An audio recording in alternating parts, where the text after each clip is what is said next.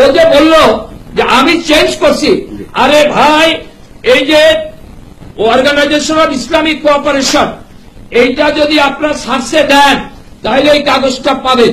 আমার কাছে ভুয়া যে সেই কাজী সে একই কথা বলেছে। আমার কাছে আছে, আপনার নাম লেখা আছে reference profile Ahmed political secretary to Bangabandhu Sheikh Mujibur Rahman. আমরা চলে এসেছি নেতা আমার কাছে আছে। এই চ্যানেল 71 কোন ভদ্রলোকের যাওয়া উচিত না। যারা মিথ্যা কথা বলে, সত্য কথা বলে, যদি এটাকে বলেন আমি বলবো আপনি অনাহত একটা তর্কের সৃষ্টি করেছেন। I had been debated with other person, you too ধন্যবাদ। আপনি চ্যালেঞ্জ দিয়েছেন, আপনি বলেছেন রাজনীতি ছেড়ে দিন, আর ও যে বললো যে আমি চেঞ্জ করছি, আরে ভাই এই যে অর্গানাইজেশন অফ ইসলামিক কোঅপারেশন এইটা যদি আপনার সার্চে দেন তাহলে এই কাগজটা পাবেন। আমার কাছে আছে ভুয়া যে সেই কাজী সে একই কথা বলেছে। আমার কাছে আছে, আপনার নাম লেখা আছে reference profile Ahmed political secretary to Bangabandhu Sheikh Mujibur Rahman.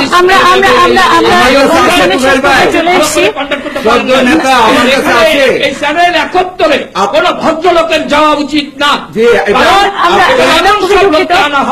যারা মিথ্যা কথা বলে, সত্য কথা বলে, যদি এটাকে বলেন আমি বলবো আপনি অনাহত একটা তর্কের সৃষ্টি করেছেন।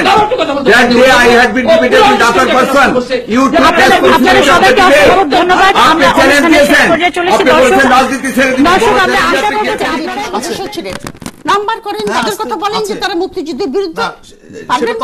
অবশ্যই না কেন বলেন, নাম বলেন তাদের নাম বলেন যারা মুশতাকের ক্যাবিনেটে ছিল এখন ক্ষমতায় আছে। আমি তো ইয়াহিয়ার ক্যাবিনেটে কারা ছিল তাদের নামও বলবো। হ্যাঁ বলেন, ইয়াহিয়ার ক্যাবিনেটে আমার হাজবেন্ড ছিল। ইয়েস বলেন।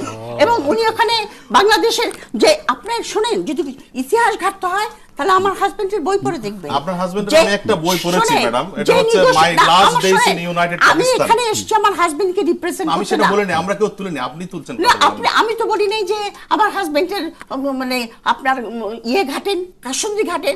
আমি বলি না, আমি বলেছি যে আমি আওয়ামী লীগের যে সমস্ত সদস্যরা মুশতাকের ক্যাবিনেটে ছিল তাদের নাম বলেন, তার সঙ্গে এই ক্যাবিনেটের সদস্যদের নাম বলার কি যোগাযোগ আছে? কিন্তু আমাদের প্রসঙ্গ কিন্তু ভিন্ন জায়গায়,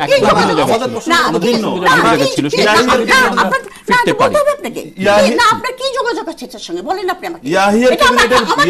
আপনি মনে করেন যে আমাকে পার্সোনালি হিউমিলেট করতে পারবেন, আপনি এটা কেন তুললেন?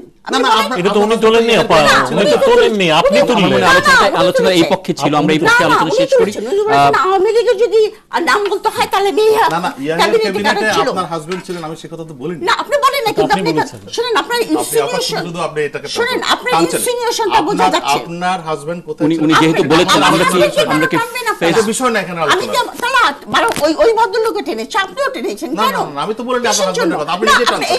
আপনার মনের মধ্যে কেন জানি মনে হচ্ছে আপনি ওই প্রশ্নের উত্তর দিতে গিয়ে বলেছেন যে আপনাকে টার্গেট করে কেন? আপনি যেভাবে হাসি দিয়ে বললেন তাহলে আমার ইহা ক্যাবিনেটের মেম্বারদেরও নাম বলতে হবে কেন?